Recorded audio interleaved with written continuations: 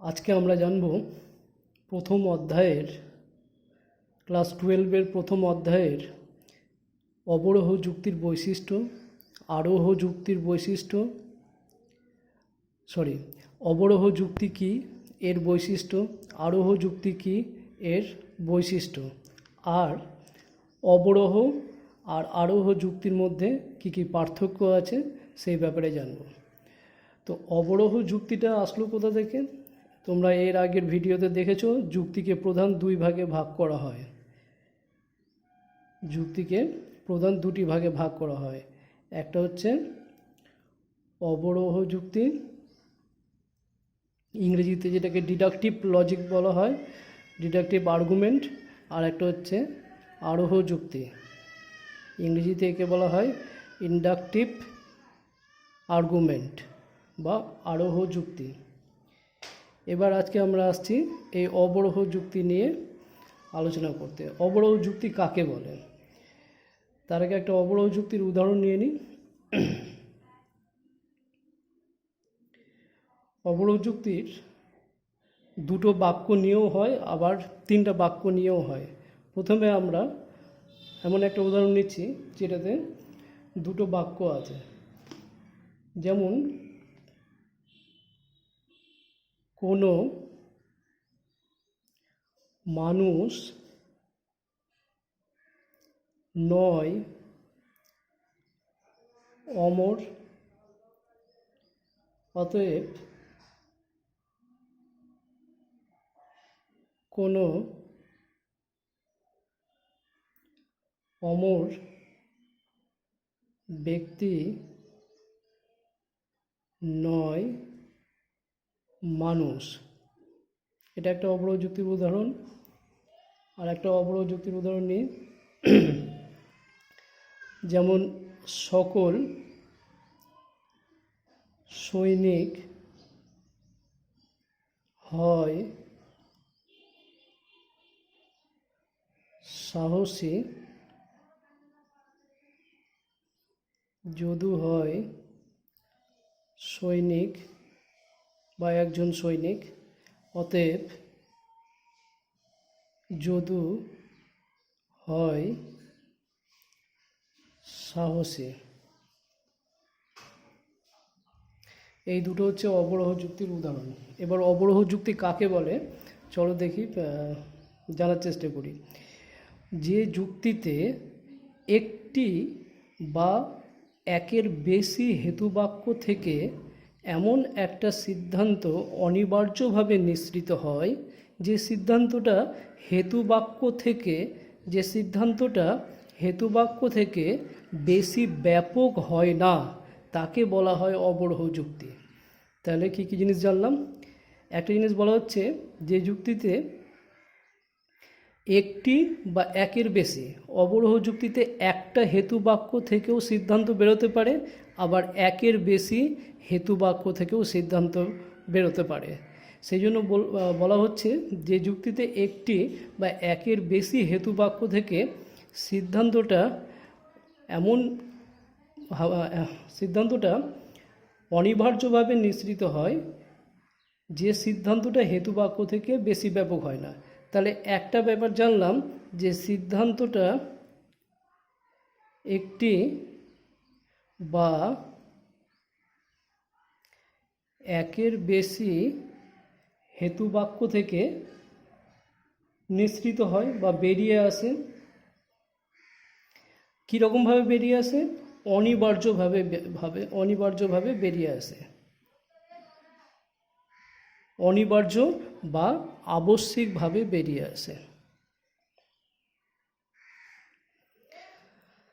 তো অনিবার্যভাবে বা আবশ্যিকভাবে সিদ্ধান্তটা অবরোহ যুক্তিতে বেরিয়ে আসে বা নিঃসৃত হয়। অনিবার্যভাবে বা আবশ্যিকভাবে বলতে বোঝায় যে যদি এই দুটো হেতুবাক্য সত্য হয় তাহলে এই সিদ্ধান্তটাই বেরিয়ে আসবে।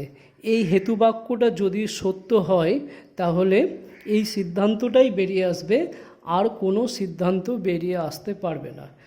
ধরে নিলাম সকল সৈনিক হয় সাহসী, এটা সত্য। ধরে নিলাম যদু হয় সৈনিক, এটাও সত্য। তাহলে এই দুটো বাক্য থেকে আর কি অন্য কোনো বাক্য বেরিয়ে আসতে পারে? তুমি হাজার চেষ্টা করো, অন্য কোনো বাক্য বের করতেই পারবে না। এই বাক্যটাই বেরিয়ে আসবে যে যদু হয় সাহসী, বা কোনো মানুষ নয় অমর, এটা যদি সত্য হয় তাহলে এই বাক্যটাই বেরিয়ে আসবে যে কোনো অমর ব্যক্তি নয়, কোনো অমর ব্যক্তি নয় মানুষ। তো এই যে সিদ্ধান্তটা এইভাবে যে বেরিয়ে আসছে, এইভাবে বেরিয়ে আসাটাকেই বলা হচ্ছে অনিবার্যভাবে বা আবশ্যিকভাবে নিঃসৃত হওয়া। তাহলে অবরোহ যুক্তিতে এক বা একের বেশি হেতুবাক্য থেকে সিদ্ধান্তটি অনিবার্যভাবে নিঃসৃত হয় এবং এমন সিদ্ধান্ত নিঃসৃত হয় যেটা কখনো হেতুবাক্য থেকে বেশি ব্যাপক হবে না, বেশি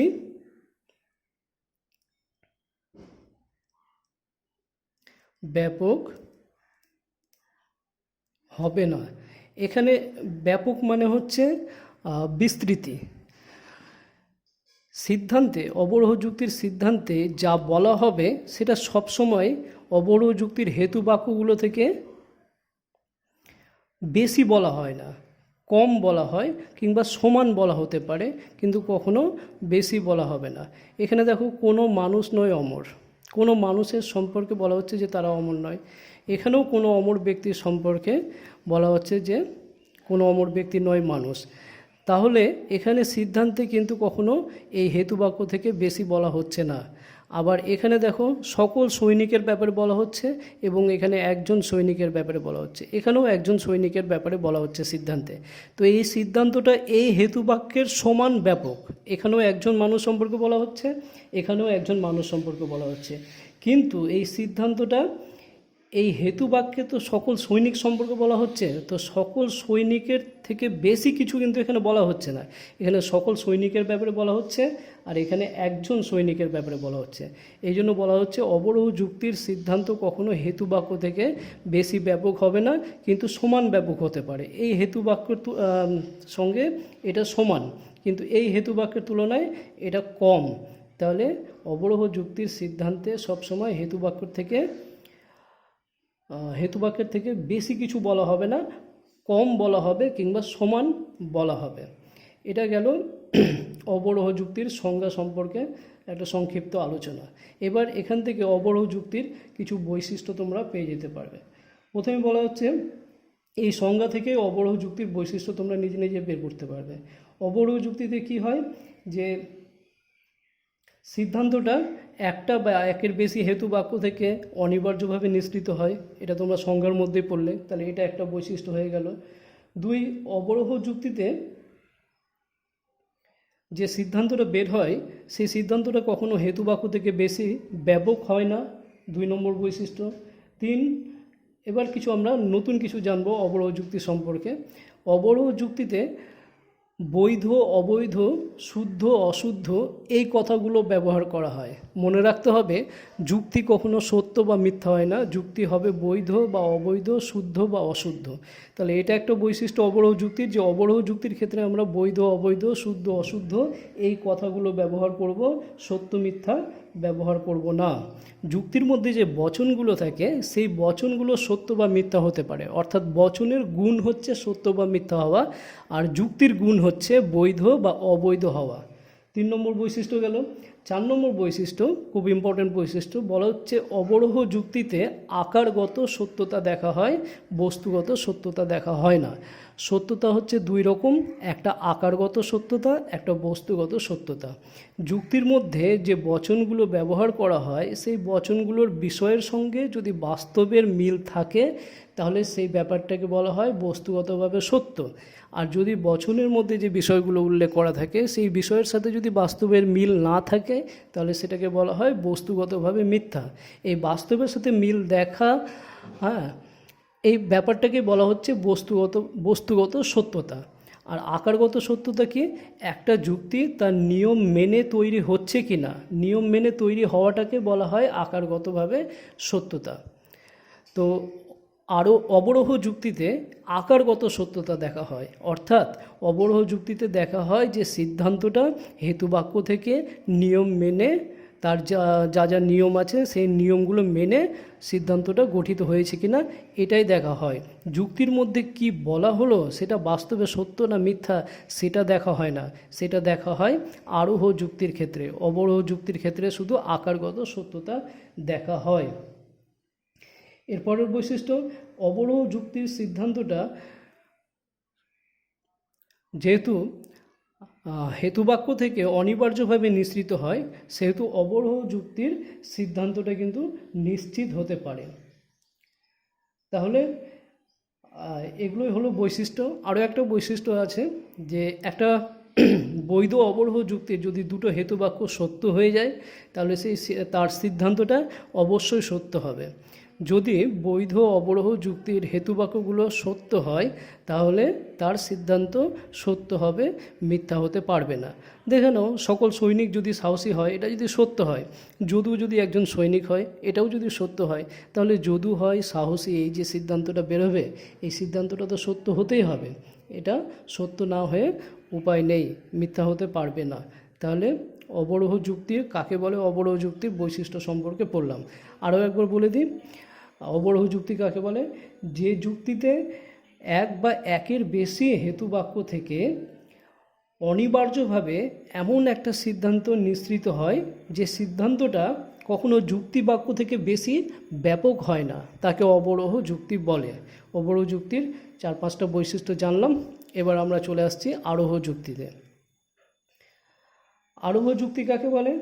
বলছেন যে যুক্তিতে একের বেশি আশ্রয় বাক্যের উপর নির্ভর করে আর প্রকৃতির একরূপতা নীতি আর কার্যকারণ নীতি, এই দুটো নীতির উপর ভিত্তি করে একটি সামান্য সংশ্লেষক বচন প্রতিষ্ঠা করা হয়, তাকে বলা হয় আরোহ যুক্তি। একটা উদাহরণ নিয়ে, যদু হয় মানুষ ও মরণশীল, মরণশীল জায়গা নেই সুতরাং ছোট করে লিখলাম। মধু হয় মানুষ ও মরণশীল, যেহেতু একই জিনিস সেহেতু কমা কমা দিয়ে লিখছি। শ্যাম হয় মানুষ ও মরণশীল, রহিম হয় মানুষ ও মরণশীল। অতএব সকল মানুষ হয় মরণশীল। এটা হচ্ছে একটা আরোহ যুক্তির উদাহরণ। আরোহ যুক্তিতে কি হয় বলছে, দেখো, যে যুক্তিতে একের বেশি হেতুবাক্যর উপর নির্ভর করে, একের বেশি হেতুবাক্য আছে, এটা তো সিদ্ধান্ত, সিদ্ধান্তের আগে অতএব চিহ্ন থাকে এবং সিদ্ধান্তটা শেষে থাকে। তো সিদ্ধান্তের উপরে যেগুলো আছে সেগুলো হেতুবাক্য। তাহলে যে যুক্তিতে একের বেশি হেতুবাক্য, 1টা 2টা 3টা 4টা একের বেশি হেতুবাক্য আছে, একের বেশি হেতুবাক্যের উপর ভর করে এবং প্রকৃতির একরূপতা নীতি ও কার্যকারণ নীতির ভিত্তিতে একটি সামান্য সংশ্লেষক বচন প্রতিষ্ঠা করা হয়, তাকে বলা হয় আরোহ যুক্তি। তাহলে আরোহ যুক্তিতে যে ব্যাপারগুলো আছে সেগুলো হচ্ছে, 1 নম্বর, আরোহ যুক্তিতে একের বেশি হেতুবাক্য থাকে, একের বেশি বিশেষ বিশেষ হেতুবাক্য, বিশেষ বিশেষ বিশেষ হেতুবাক্য থাকে। বিশেষ হেতুবাক্য কেন বললাম? কারণ এই হেতুবাক্যগুলোতে একজন সম্পর্কেই আলোচনা করা হচ্ছে। এখানে যদু সম্পর্কে, এখানে মধু, এখানে শ্যাম, এখানে রহিম।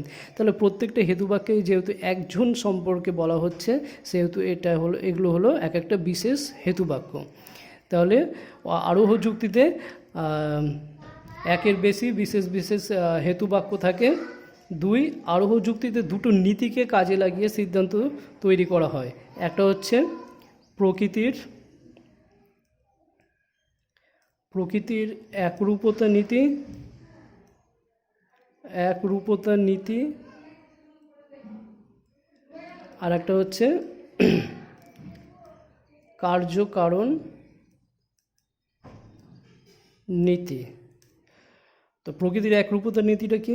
প্রকৃতির একরূপতা নীতি হচ্ছে প্রকৃতি সম অবস্থায় সম আচরণ করে, এটা হচ্ছে প্রকৃতির একরূপতা নীতি। নীতিটার মানে হচ্ছে আজকে আকাশে ঘন মেঘ করার জন্য যদি বৃষ্টি হয়, তাহলে আজ থেকে 100 বছর পরও যদি এই রকম অবস্থার সৃষ্টি হয়, অর্থাৎ আকাশে এইরূপ ঘন মেঘ জমে, তাহলে সেই দিনও বৃষ্টি হবে। বা আজ থেকে 100 বছর আগে অতীতে যদি ওইরকম এইরকম ঘন মেঘ হয়ে থেকেছিল, তাহলে সেই দিনও বৃষ্টি হয়েছিল। এই নীতিটার মানে হচ্ছে প্রকৃতি কারোর প্রতি পক্ষপাতিত্ব করে না, প্রকৃতি সবসময় সমান অবস্থায় প্রত্যেকের সাথে সমান আচরণই করে। এই নীতিটা এই যুক্তির মধ্যে অ্যাপ্লাই করা হয়েছে। আর একটা নীতি হচ্ছে কার্যকরণ নীতি। কার্যকরণ নীতি মানে হচ্ছে প্রত্যেক কার্যের কারণ থাকবে, কোনো কার্য কারণ ছাড়া হয় না, আগে কারণ থাকে পরে কার্য থাকে। এই দুটো নীতির সাহায্যে এই আরোহ যুক্তি আমরা গঠন করে থাকি। আর একটা বলা হচ্ছে যে আরোহ যুক্তিতে যে সিদ্ধান্তটা বের হয়, সেই সিদ্ধান্তটা হচ্ছে সামান্য সংশ্লেষক বচন হয়। সামান্য বচন কাকে বলে? যে বচনে একই জাতীয় বস্তুর সবার সম্পর্কে বলা হয়, একই জাতীয় বস্তুর সবার সম্পর্কে বলা হয়, সেটা হচ্ছে সামান্য বচন। এখানে এই মানুষ নামক প্রাণীর সবার সম্পর্কে, সব মানুষ সম্পর্কেই বলা হচ্ছে, সেই জন্য এটা হলো সামান্য বচন। সকল মানুষ হয় মরণশীল, সব মানুষ সম্পর্কে বলা হচ্ছে, সেহেতু এটা হলো সামান্য বচন। আর সংশ্লেষক বচন কোনটা? যে বচনে কিছু নতুন তথ্য পাওয়া যায়, নতুন কিছু জানা যায়, সেটাকে বলা হচ্ছে সংশ্লেষক বচন। এখানে মানুষ সম্পর্কে আমরা নতুন কিছু জানতে পারছি যে মানুষরা মরণশীল, তাহলে এই বচনটা একদিকে যেমন সামান্য বচন, আবার একদিকে সংশ্লেষক বচন। তাহলে আরোহ যুক্তির সিদ্ধান্ত সামান্য সংশ্লেষক বচন হয়। আচ্ছা, এখানে যদি এরকম থাকতো সকল মানুষ হয় মানুষ, তাহলে কিন্তু সেটা সংশ্লেষক বচন হতো না, কারণ মানুষরা তো মানুষই হবে, এটা জানার কথা। বা যদি এরকম বাক্য বলি সকল লাল ফুল হয় লাল, তাহলে এই বাক্যের মধ্যে নতুন কিছু কিন্তু জানা যায় না। কিন্তু যদি বলি সকল লাল ফুল হয় সুগন্ধি, তাহলে কিন্তু লাল ফুলের ব্যাপারে আমরা একটা নতুন তথ্য পাচ্ছি। তাহলে যে বচনে তুমি নতুন তথ্য পাবে সেটাই হবে সংশ্লেষক বচন। তাহলে আরও একবার রিপিট করছি, আরোহ যুক্তি হলো এমন যুক্তি যেখানে কতগুলো বিশেষ বিশেষ দৃষ্টান্তের উপর ভর করে বা একের বেশি আশ্রয় বাক্যের উপর নির্ভর করে প্রকৃতির একরূপতা নীতি ও কার্যকারণ নীতির ভিত্তিতে এমন একটা সিদ্ধান্ত গঠন করা হয়, যে সিদ্ধান্তটা সামান্য সংশ্লেষক বচন, সেটাকেই বলা হয় আরোহ যুক্তি। এর সমস্ত কিছু এখান থেকে যেহেতু এমসিকিউ এসিকিউ আসবে, এই চ্যাপ্টার থেকে তোমরা নোট পেয়ে যাবে, ব্যাপারগুলোকে একটু ডিটেলসে বোঝার চেষ্টা করো, তাহলে সেগুলো মনে রাখতে তোমাদের সুবিধা হবে।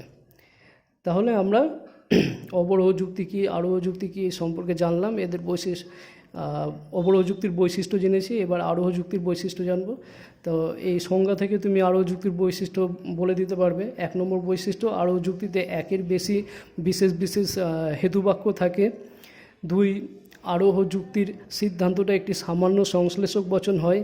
আরোহ যুক্তিতে প্রকৃতির একরূপতা নীতি ও কার্যকারণ নীতির প্রয়োগ করা হয়। আরেকটা জিনিস, আরোহ যুক্তিতে আকারগত সত্যতা দেখা হয় না, বস্তুগত সত্যতা দেখা হয়। আরোহ যুক্তিতে যে হেতুবাক্যগুলো আছে, হেতুবাক্যগুলোতে যা বলা থাকে সেটা বাস্তবের সাথে মিলিয়ে দেখা হয়। সত্যি দেখা হয় যে যদু কি মানুষ, দেখা হয় সত্যি মধু কি মানুষ এবং সে কি মরণশীল, শ্যাম কি মানুষ এবং সে কি মরণশীল, এটা কিন্তু বাস্তবের সাথে মিলিয়ে দেখা হয়। সেই জন্য আরোহ যুক্তিতে বস্তুগত সত্যতা দেখা হয়।